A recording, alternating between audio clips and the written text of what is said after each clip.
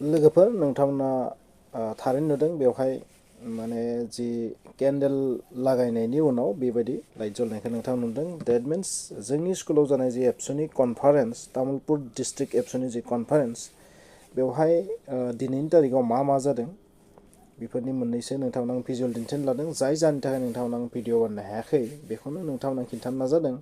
थारैनो नोंथांमोना खोनासंनो हागोन माबायदि आर'ज गाबदों दुलाराय बर' फरायसा आफादा आथिखालाव बेबायदि कनफारेन्स जायोबा बेबायदि आर'जखौ गाबो बबेखानि बेयो ट्रेडिसनखा गोदोनिफ्रायनो दङ बिदि गोदान माखासे गोदान प्रग्रामफोरखौबो लाफानाय थांदों आथिखालाव जायफोरखौ जों गोदो गोदाय नुवाखैमोन बेबादि केन्डेल लागायनाय माने मा होनगोन बेखौ मुंख्लंफोरनि थाखाय जेनेरेलि बेबायदि लागायो बेबायदि मिथिनो मोनो स' नोंथांमोना खोनासंनानै ला माबायदि आर'ज गाबदों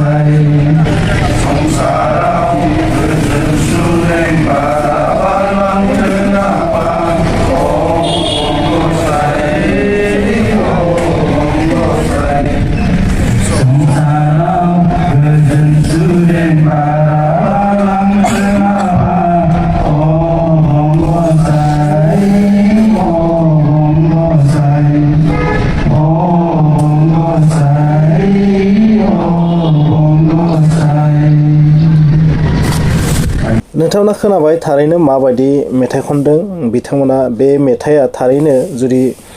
एसे मोजाङै जुदि माने माइक्र'फनाव मिउजिक दामनानै जुदि रोजाबबावनायमोनबा बेसेबा खोनासंथाव जागौमोन आरो गोसो गोरबोआव हाबलांगौमोन स' बिदिब्ला नोंथांमोना बुजिबाय माबायदि मेथाइ रोजाबो बेखिनियाव नोंथांमोना जा नुदों बे जाबाय फ्लेग हस्टिंनि मोनसे नुथाय बेवहाय मोनफ्रोमबो आनसलिकनि तामुलपुर जिल्लानि सिङाव थानाय मोनफ्रोमबो आनसलिकनि आरो लोगोसे गेजेरनिया जाबाय जिल्लानि आफादगिरिया दैखांगोन बेखौ नुबाय आरो बे जाबाय केन्डेल लागायदों मुंख्लंफोरनि नामाव बे केन्डेलखौ लागायनाय जादों स' बेबो मोनसे प्रग्राम दुलाराय बर' फरायसा आफादफोरा माने जि जोंनि हारिनि थाखाय जायफोरा जिउ बावलांबाय बा बेबायदि माखासे खामानि मावनानै बिथांमोना नागारनानै थांबाय बिथांमोननि थाखाय बे केन्डेल लागायनाया स' थारैनो जोबोर साननो गोनां जे बारग'लांनाय जोंनि जोहोलावजोफोरखौबो जों बावगारनो नाङा बेखायनो बेवहाय फोरमायनो नाजादों स' लोगोफोर बे प्रग्रामाव थानानै मोजां नांदों जोंनि फरायसालियावनो जादों जोंनि फरायसालियावनो गासैबो प्रग्रामा जानायलाय मोजांबो नांदों बबेखानि जोंनिया माने फरायसाफोरा बेवहाय गासैबो मुखुब टिचारफोराबो मुखुब लोगोसे माखासे बेबायदि गुबुन गुबुन माने बुंनो थाङोबा जोंनि फरायसालियाव जानायाव मा जोंनि फरायसालिनिनो गासैबो माने लोब्बा जानानै दं नैबे मोसानाया जाबाय जोंनि स्टुडेन्टफोर माने मोसानायाबो ओरैबायदि जादों मोसानायानो जा रोजाबनायानो जा माने गासैबो फरायसालिनि जाहैबाय आरो माने रावबानो गैया आरो माने मा बुंगोन थान्दा बहुत गुसु बिनिखायनो बाहागो लाग्राखौबो जों नुनो मोनाखै माने गासैबो जोंनि फरायसालिनि स्टुडेन्टखौनो आं बांसिन नुदों आरो जायखियानो जाया माने बबेबा जायगायाव जुदि कनफारेन्स जायोबा बैहाय जुदि मोजां जुदि मटिभेसन जुदि होनो हायोबा माखासे गथ'फोरनि लाइफआवबो चेन्ज जायो माब्लाबा स' दिनैबो बहुत मोजां मोनसे सेमिनार जानानै थांदों सोलोंथायारि सेमिनार बे सेमिनाराव सासे साइन्टिस्ट फैदोंमोन तेजपुर इउनिभार्सिटिनि बिथाङा जोबोर मोजां लेक्सार होदोंमोन बबेखानि बेनि क्लिप्स आंनाव गैया जिहेतु स्टेजाव थाबायनानै आं भिडिअबो लानो मोनाखिसै जायखियानो जाया मानो आरो बेवहायनो दिनै जोङो जे टेलेन्ट सार्च एग्जाम खुंदोंमोन जोङो junior talent search exam Tamulpur district junior talent search exam खुंनाय थांदोंमोन बैहाय जायफोर फरायसाफोरा प्राइज मोनदों बिथांमोना प्राइज मानिखौ दिनैनो राननाय जादों आरो बेनि क्लिपआबो आंनाव गैया स' नोंथांमोना बेवहाय नुदों माबायदि बमाखौ गावदों आरो केन्डेल लागायनायनि उननि प्रग्राममोन बेयो आं उनाव होदों क्लिप्सखौ स' बेवहाय नोंथांमोना खोनादों माबायदि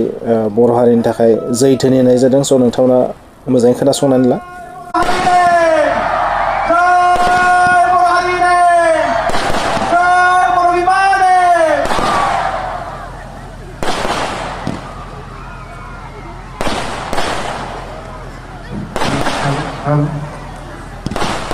बे समाव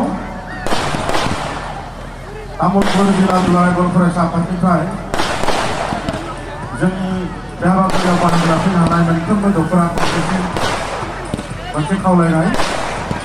जोङो सानथाइ दलखौ लोगो लोगो जों जागायनो थाखाय थियारि जाबाय बेनिखायनो